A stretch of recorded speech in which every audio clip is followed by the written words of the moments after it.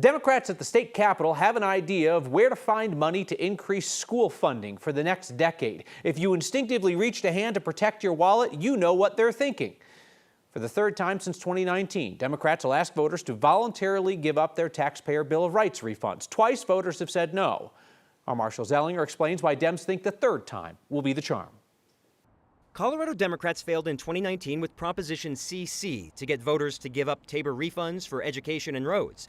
In 2023, voters rejected Proposition HH, the effort to reduce TABOR refunds in a confusing ballot issue to minimize the inevitable increase to property taxes. Now, Colorado Democrats at the state legislature want to go to the ballot again to ask voters to give up TABOR refunds for 10 years for K-12 education, but also for other state needs. Can education grow with our economy?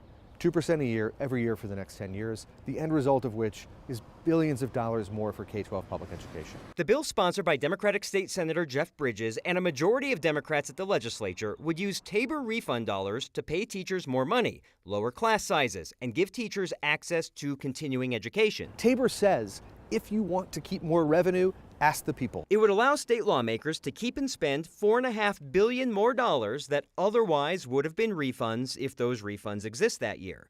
Voters approved a shorter version of this in 2004 when Referendum C allowed the state to keep and spend TABOR refunds for 5 years. Now we're back in the same situation we were when Governor Bill Owens, Republican Governor Bill Owens, said this is terrible for the state. I've supported TABOR all my life. It had an unexpected structural problem in it called the ratchet. We fixed that with Referendum C. Former Republican Governor Bill Owens had bipartisan support for Referendum C, which solved for budget problems during a recession. As of today, the state can keep and spend close to $4 billion more because of Referendum C. The problem we have here is not a ratchet. It's really an overspending issue. Essentially, the question is, should education be held back by that TABOR rationing limit, or should it be allowed to grow with our economy? Former Governor Bill Owens does not like being attributed all the time when it's like, well, this happened one other time.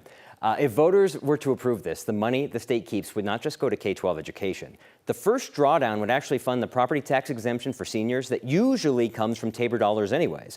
Then there's the 2% for K-12. Then any other additional money would go to a children's account, which could be spent on K-12, preschool, even Medicaid for kids, anything child-related. And Kyle, until Friday, that bill had said it was just a general fund account. It got amended to say children's account. So there's some narrowing of what that would be used for. We know that one thing that impacts how these ballot proposals function or how voters perceive them is how things stack up on the ballot, whether other asks for your money. And there might be another ask on November's ballot for your money for education. Well, it's the Bell Policy Center has been pushing for a graduated income tax, which would lower income tax for many and raise income tax for the wealthy. And it would fund education, healthcare, childcare. So you've got this other thing that's like, hey, do you want to fund education? Also, if the lawmakers are putting this on the ballot, I assume one might go away. But if you're given these, not competing, like they deal with similar things, is it too much for a voter to be like, whoa, whoa, whoa, whoa, whoa, wait a minute? Yeah, you could look at that and be like, hey, let's not be so rough on the millionaires, right? Like, let's go a little bit easier on them. Professor Marshall Zellinger, thank you.